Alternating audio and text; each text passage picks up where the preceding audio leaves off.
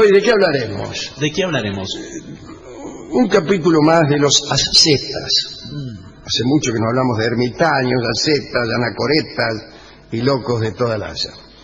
Hablaremos de las tentaciones de los ascetas, que eran los monjes medievales que se retiraban al desierto y que solían ser tentados nada menos que por el diablo, con la intención de alejarlos de la virtud. Como sabemos, el diablo asaltaba muchas veces con el horror para hacer huir a las anacoretas de su vida piadosa. ¿No es cierto? Vos habías prometido, para despojar tu alma de toda impureza, quedarte 30 años dentro de una cueva. Entonces, ahí aparecía el diablo para hacerte salir, ¿no? A veces se presentaba como monstruo, como serpiente. Cuando San Antonio llegó al desierto egipcio, vivió muchas disputas con el diablo. Aquellas disputas que luego fueron pintadas prolijamente, ¿no? Parece que una noche, una tropa infernal produjo un ruido tan intenso que toda la morada de Antonio fue sacudida. Me refiero a la choza. Cuando los muros de la caverna, me refiero a la caverna, Sí. Cuando los muros de la caverna donde dormía el santo se resquebrajaron, los demonios entraron tumultuosamente y se presentaron bajo la forma de leones, osos, toros y serpientes. Antonio permaneció, sin embargo, en su caverna varios meses sin hacer caso. Parece que después de los asaltos del diablo, Antonio quedaba en el suelo desmayado, pero nunca abandonó la caverna, ni mucho menos la vida ascética. Pero si bien esto era lo clásico, lo usual, después empezaron las apariciones del diablo, ya bajo la forma no terrorífica, sino tentadora de mujeres jóvenes. Un momento. Parece que Antonio se cruzó un día con una muchacha en el desierto. Ya el hecho tiene algo de inusual, encontrarse con una muchacha en el desierto. Antonio siguió el camino, lo más pancho, pero estaba seguro de haberse encontrado con el diablo. La verdad no se especifica si la mujer era la tentación diabólica o si se trataba de una peregrina, pero el profesor Lacarrié dice que la distinción hubiera sido vana, puesto que para San Antonio todas las mujeres eran el diablo. Antonio murió en el año 356 a la edad de 105 años. Escribió su biógrafo. Vivió hasta la vejez sin que sus fuerzas disminuyeran y ninguno de sus dientes cayó.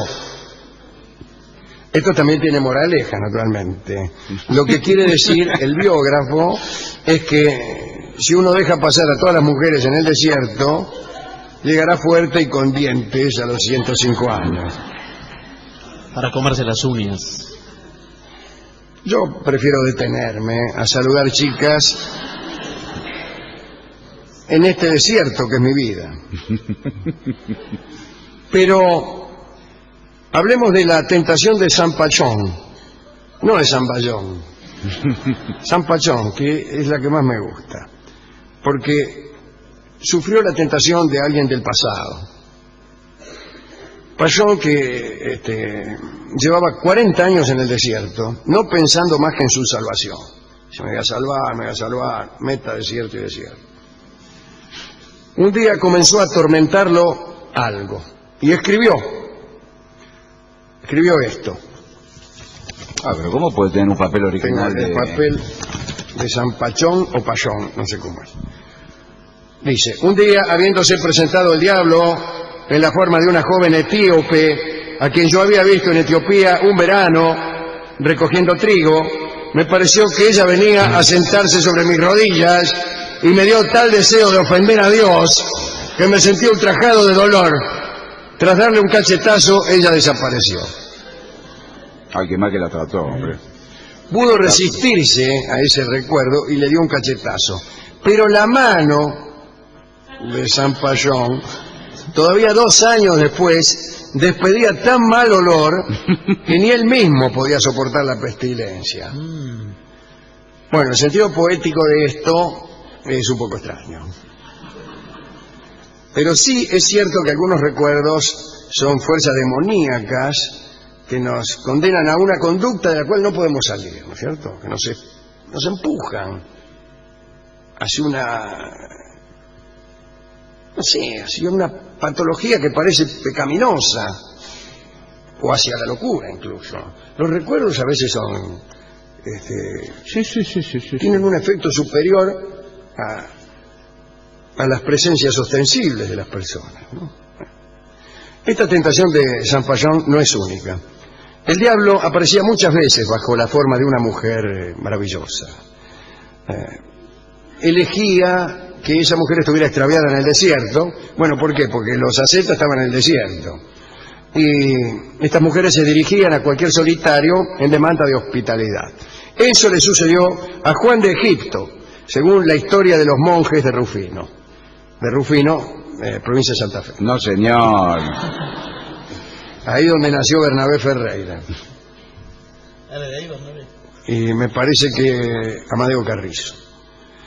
Un día el diablo tomó la forma de una mujer bellísima y llegó hasta la caverna de Juan. Fingió estar extenuada y dijo: ¡ay, la noche me ha sorprendido en este desierto! ¿Sola hablaba? Sí, no, se lo dijo a Juan. Ah, Juan. Le dijo: ¡ay, mire, la noche me ha sorprendido en este desierto al cual he llegado para ocultarme! No dijo de qué. Permitidme, os suplico, descansar un poco en un rincón de vuestra celda a fin de no ser devorada por las bestias, dijo la mera. Mientras Juan se afilaba la Juan de Egipto aceptó y le preguntó cuáles eran los motivos que la obligaban a andar por el desierto. Y dicen que ella lanzó en su discurso todo el veneno de sus encantos. Sin embargo, el santo se mantuvo firme. Pero a estas palabras, a las anteriores palabras de la muchacha, siguieron unas segundas, más dulces aún, mezcladas con risas y caricias. No. Y según la crónica de ayer, Sí. la mujer tuvo el atrevimiento de llevar las manos a las barbas y al mentón de la asceta. Y según las crónicas, llegó a besarle la cabeza y hasta el cuello. Oh, amigo. Juan de Egipto, que ya estaba condenado a 10 infiernos, quiso iniciar abrazos impúdicos. Señor. Oh, dice, me van a mandar un abrazo impúdico, total. Condenado por condenado salga Pato Gallareta. Y no pudo, porque el demonio se desvaneció entre sus manos, lanzando alaridos espantosos. ¡Uah! ¿Qué sé yo? Juan de Egipto se avergonzó, claro, calcula. Y en ese momento un tropel de demonios se agrupó alrededor de la asceta y comenzó a reírse a carcajadas. Jajaray, jajay, jajay, jarajajay, jajay, jojo. Por haber sido tentado, Juan abandonó el desierto y se dedicó al comercio, donde para ser comerciante usted no tiene necesidad de andar renunciando a ninguna mina ni nada. Bien. Pero qué enseñanza. Esto nos deja una enseñanza, que es que hay que dedicarse al comercio. Los ascetas hablaban del envío de un sentimiento que adjudicaban al diablo y que era la asidia, una palabra griega que significa indiferencia, apatía del corazón y del alma.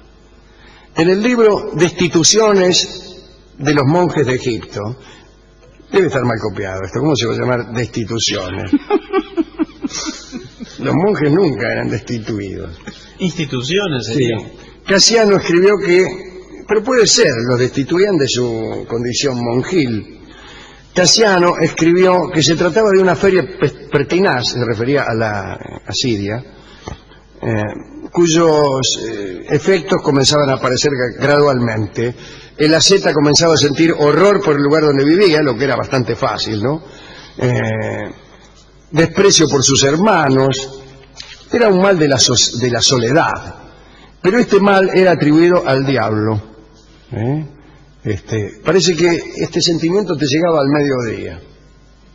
que agarraba un desprecio por el mundo al mediodía. A mí me agarra a las 3 de la tarde. Sí. A mí a la mañana cuando me tengo que levantar muy temprano para hacer un trámite o algo. El medievalista italiano de la Universidad de Bolonia, Vito Fumagalli, como el que es el que me escribía recién,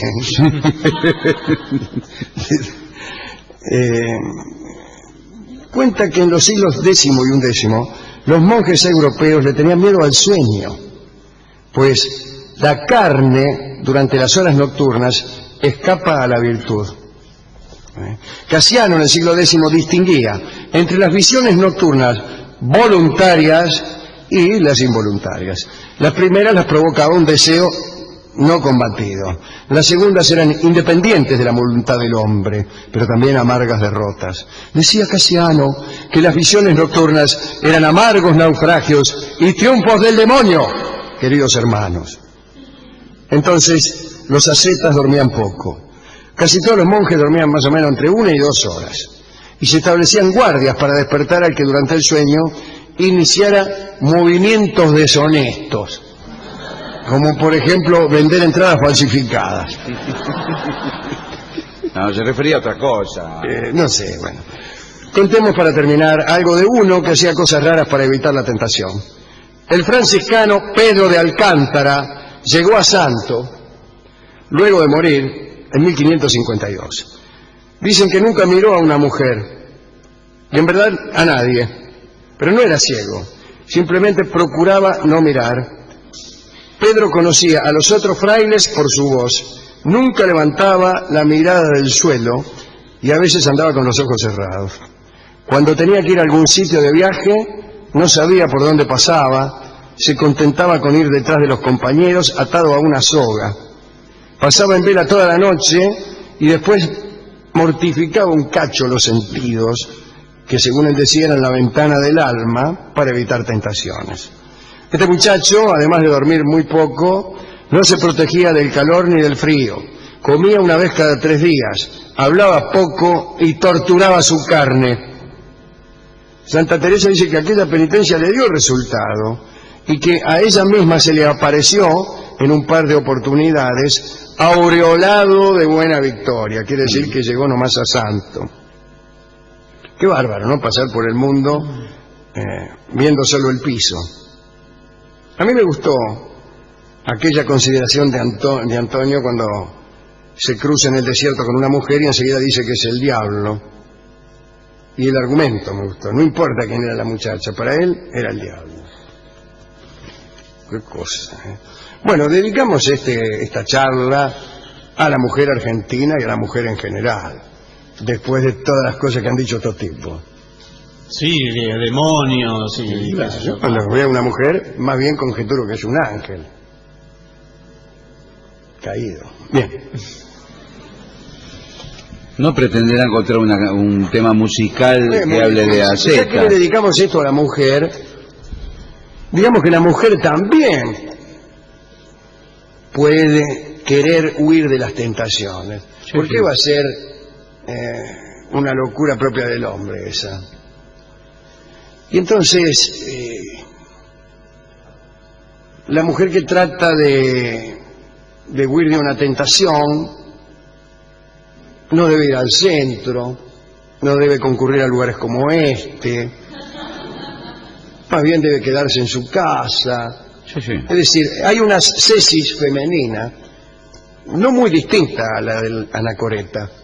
Permanece en el mismo lugar, está con su familia. No mira a los hombres. No mira a los hombres. En fin, es brevilocuente. No tenemos ningún disco en este sentido. Así que hoy hemos invitado a Karina Biorlegui. Vamos a aplaudir a Karina. Hola, Cari.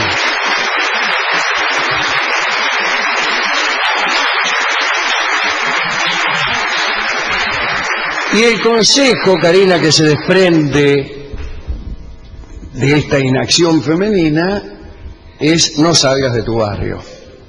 No salgas de tu barrio es un consejo para evitar las tentaciones. Podríamos acercarle a la gente este tango anacoreta.